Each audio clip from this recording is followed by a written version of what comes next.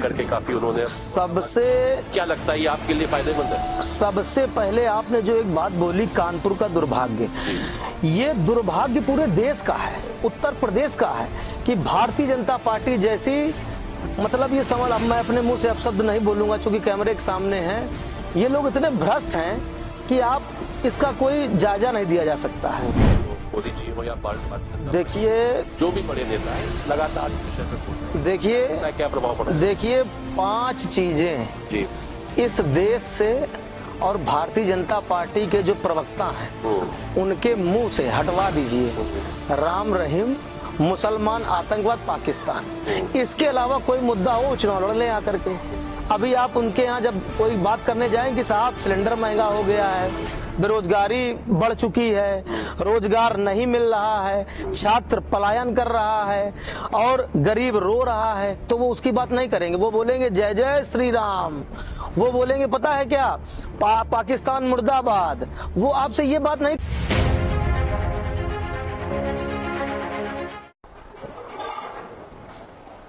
नमस्कार, स्वागत है आपका एक बार फिर से आपके अपने खास कार्यक्रम विजन भारत में। मैं हूं शिवम। आज हम मौजूद हैं कानपुर संसदीय क्षेत्र में और हमारे साथ कानपुर लोकसभा क्षेत्र से बहुजन समाज पार्टी के प्रत्याशी कुलदीप भदौरिया जी मौजूद हैं। आज उनसे जानेंगे किस विजन के साथ वो इस चुनाव में उतरे हैं और क्या कुछ खास तैयारियां चल रही है उनके चुनावी मैदान में और जनता का सपोर्ट उनको कितना मिल रहा है। कुलदीप जी, बहुत बहुत स्वागत है आपका हमारे खास कार्यक्रम विजन भारत में। और पहला सवाल आपसे यही कि किस विजन के साथ आप इस बार चुनावी मैदान में हैं और तैयारियां कैसे चल रही हैं आपकी? देखिए, आपके चैनल के माध्यम से मैं सबसे पहले धन्यवाद देना चाहता हूं हमारी राष्ट्रीय अध्यक्ष जी बहुजन समाज पार्टी की। इस सूबे की कई बार मुख्यमंत्री रही हमारी बहुत बहुत सम्मानित बहन कुमारी मायावती जी को मैं बहुत बहुत धन्यवाद देना चाहता हूं। जी। और मैं आपसे बताना चाहता हूं कि जिस दिन से मुझे माननीय बहन जी ने टिकट घोषित करके कानपुर नगर जैसी लोकसभा सीट से भेजा है, यहाँ पर कई अन्य दल जो हैं वो घबरा गए हैं, कांप उठे हैं। उनको ये नहीं समझ में आ रहा है कि चुनाव लड़ा कैसे जाए। उसका कारण, सबसे बड़ा कारण है भारतीय जनता पार्टी। भारतीय जनता पार्टी के जो प्रत्याशी आज आप देख रहे हैं रमेश अवस्थी जी हैं, उनको शायद फर्रुखाबाद या नोएडा कहीं से बाहर से उनको बुला करके जबरदस्ती यहाँ से लड़ाया जा रहा है कोरम पूरा करने के लिए। अच्छा। क्योंकि भारतीय जनता पार्टी के पास कानपुर नगर में इतने सारे कार्यकर्ता होने के बावजूद ये बहुत अहम मुद्दा है। मैं तो आपसे कहूंगा कि आप ये बात अपने चैनल के माध्यम से जनता तक पहुंचाएं। बिल्कुल।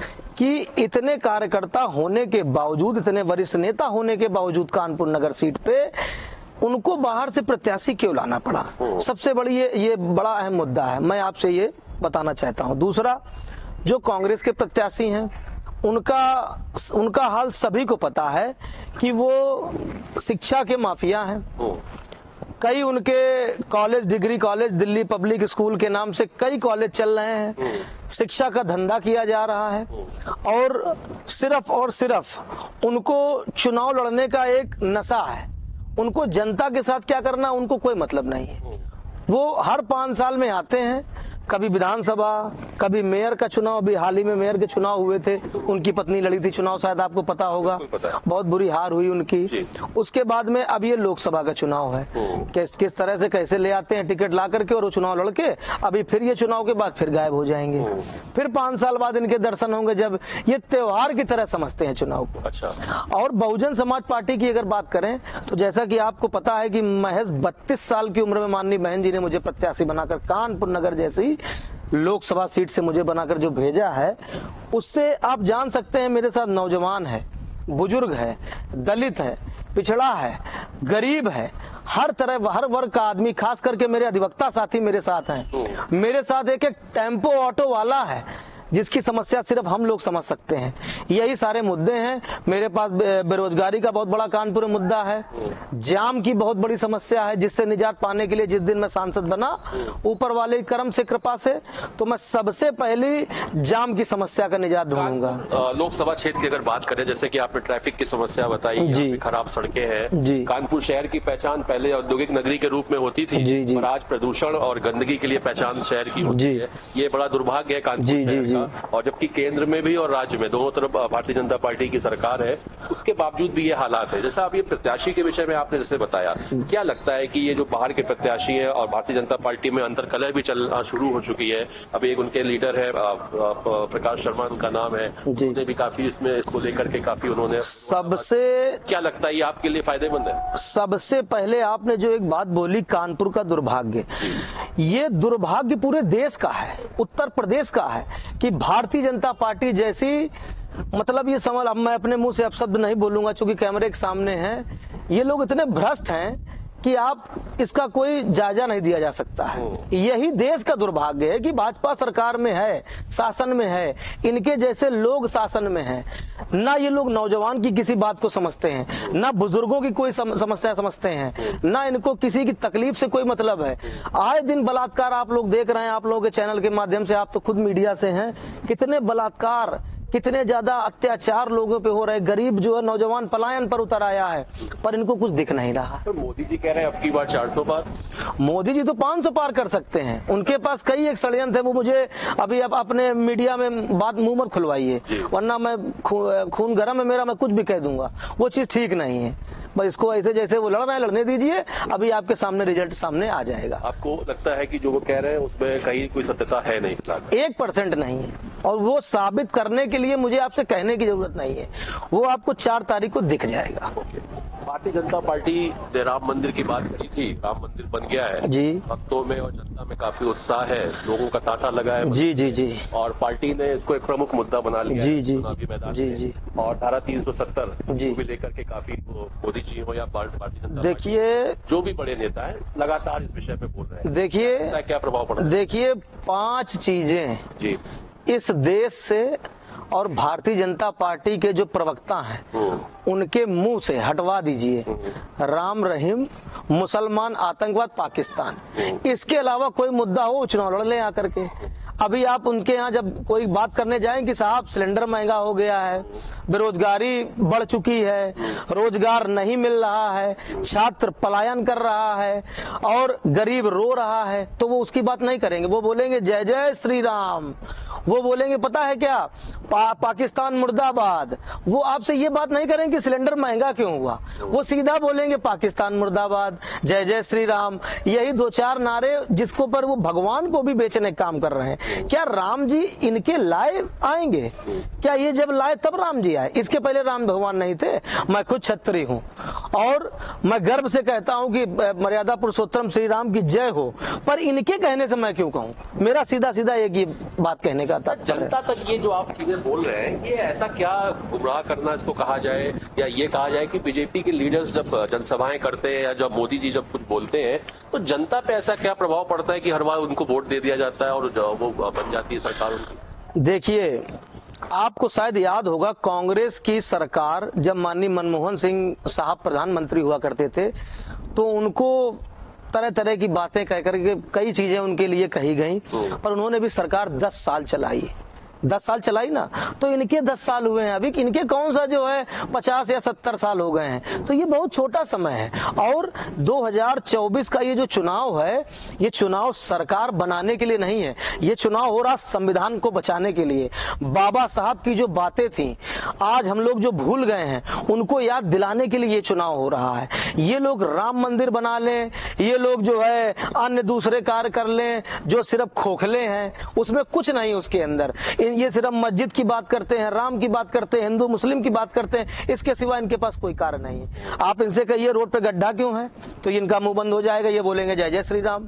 आप इनसे कहिए कि जाम की समस्या है, पेड़ आप चलिए ना मेरे साथ, मैं अभी विजयनगर से अपने कानपुर नगर का जो एक विजयनगर जगह पड़ती है वहां से मैं आ रहा था, पूरे रास्ते के पेड़ काट दिए गए हैं। अच्छा। बताइए कितनी दिक्कत होगी आप, मतलब इससे प्रदूषण कितना भारी मात्रा बढ़ेगा, इस चीज का निजात इससे कैसे मिलेगा, ये मुद्दा है ना, वो उनको नहीं दिखता है और ना उनको दिखेगा। वो तब दिखेगा जब कुलदीप भदौरिया सांसद बनके संसद पर पहुंच जाएंगे और उनके खिलाफ बोलना शुरू कर देंगे, वो तब उनको दिखेगा। बहुजन समाज पार्टी की अगर बात करें खासतौर से उत्तर प्रदेश में, तो कोई खास जनाधार दिखता नहीं है पिछले कई चुनावों से अगर देखा जाए, और ऐसे में रमेश अवस्थी जैसे बीजेपी के प्रत्याशी, फिर आलोक मिश्रा लोकल कानपुर के प्रत्याशी कांग्रेस से है, गठबंधन से आपका कोई लेना देना नहीं है, आप लोग अकेले चुनाव लड़ रहे हैं पूरे सभी जगह जहां जहां भी आप लोग चुनाव लड़ रहे हैं। क्या लगता है कुछ बैलेंसिंग बन, देखिए गठबंधन नहीं, वो ठगबंधन है, सबसे बड़ी बात। दूसरी बात, रही बात हमारे कार्यकर्ता दिखते नहीं, आपने अभी कहा एक बात। देखिए बहुजन समाज पार्टी कमजोर, मजलूम, गरीब तबके लोगों की पार्टी है। यहाँ पर कांग्रेस में जैसे मैंने अभी एक बात अभी कही कि यहाँ पर शिक्षा माफिया को, शिक्षा को बेचने वाले को टिकट दे करके मैदान में उतारा गया। वो कई बार चुनाव लड़ चुके और हारे भी है, यही होने वाला है। इस बार तो शायद उनकी जमानत भी नहीं बचेगी जी। सबसे बड़ी बात क्या है कि कांग्रेस पार्टी में अब इनका जो शायद मैंने जहां तक सुना है कई घोटाले भी करे बैठे हैं। अभी शराब पकड़ी गई इनकी वैन में, आपको शायद पता होगा, एम्बुलेंस में झंडे में तो इनको कोई कानून व्यवस्था से कोई लेना देना नहीं है। ये सिर्फ कानून का उल्लंघन करना जानते हैं। इनको जनता के किसी दुख से कोई मतलब नहीं है। त्योहार की तरह ये चुनाव को आए, लड़े और अंदर को चले जाएंगे एसी के, अपने एसी कमरों में, बड़ी बड़ी गाड़ियों में। मेरा आप जो मैंने नामांकन पत्र दाखिल किया है उसमें आप जाकर के डीएम कार्यालय में पता कर सकते हैं, सबको लिप मिल जाती है। उसमें आप देखिएगा 7 लाख रुपए की मेरी सिर्फ वैल्यू है, सिर्फ 7 लाख रुपए की मेरी हैसियत उसमें दिखाई गई है। अब बताइए कि जिस आदमी के पास कुछ हो ना, वो जनता, गरीब जनता का दुख समझ सकता है कि जो 800 करोड़ 500 करोड़ का आदमी है वो जनता का दुख समझ सकता है? मैं आपसे पूछना चाहता हूँ। सही सी बात है, जो हम जिसने गरीबी को बहुत करीबी से या जो देखा है, उससे कमजोर हो, बिल्कुल उसके दर्द को समझ सकता, वो समझ सकता है। मैं टेम्पो पे चल चुका हूँ, ऑटो पे चल चुका हूँ, पैदल यात्रा कर चुका हूँ, छात्र संघ का चुनाव लड़ चुका हूँ, कई मैंने जो है स्तर पे आपने चीजों, मैंने जमीनी स्तर पर काम किया है। सॉरी कुलदीप जी, चूंकि आलोक जी का बार बार आप नाम ले रहे हैं तो मुंह से निकला, कोई बात नहीं। 2 सवाल है कुलदीप जी आपसे, क्योंकि आपका भी चुनाव का प्रचार का समय चल रहा है।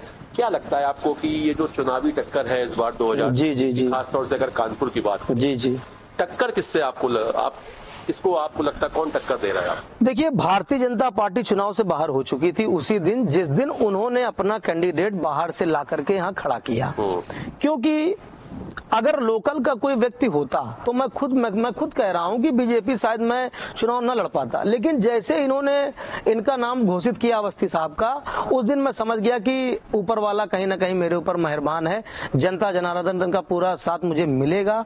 और रही बात दूसरे कांग्रेस कैंडिडेट की, तो आज की डेट में सिर्फ मुस्लिम जनाधार पे वो चुनाव लड़ने का काम कर रही है। और वो भी मैं चमनगंज, बेकनगंज से लेकर नई सड़क जाजमऊ तक जब रोज पैदल यात्रा भी करता हूँ, गाड़ी से भी जाता हूँ, वहाँ बाइक से भी जाता हूँ, वहाँ पर मैं लगातार बातें कर रहा हूँ, पता कर रहा हूँ। मुझे भरपूर आशीर्वाद है उन लोगों का और पूरी तरह से मेरे साथ हैं। वो 2 बार धोखा खा चुके हैं। उन्होंने 2022 के चुनाव में समाजवादी पार्टी को पूरा समर्थन दिया, तब भी बेचारे धोखा खाए।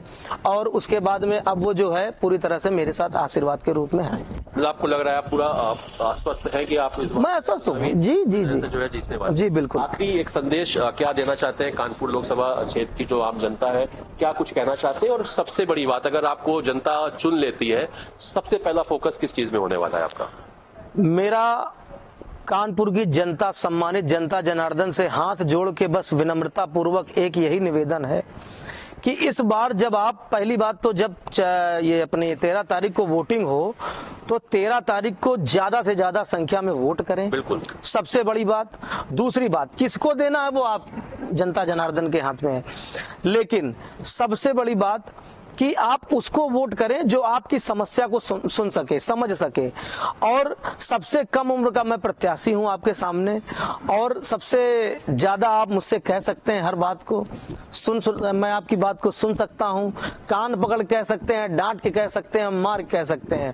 और ये एसी में बैठे हुए लोग, बड़े बड़े बंगलों में रहने वालों के लोग के दरवाजे पे जब आप जाएंगे, खड़े होंगे, तो शायद वो आपकी बात भी नहीं सुनेंगे। और मेरा घर कल्याणपुर में है, कानपुर के नगर यहीं पर, तो वहां पर आप आराम से आकर के मेरे से हर तरह की बात कर सकते हैं, अपनी बात को विनम्रता पूर्वक रख सकते हैं। बिल्कुल, बहुत बहुत धन्यवाद। फिर मुलाकात होगी किसी और समाचार।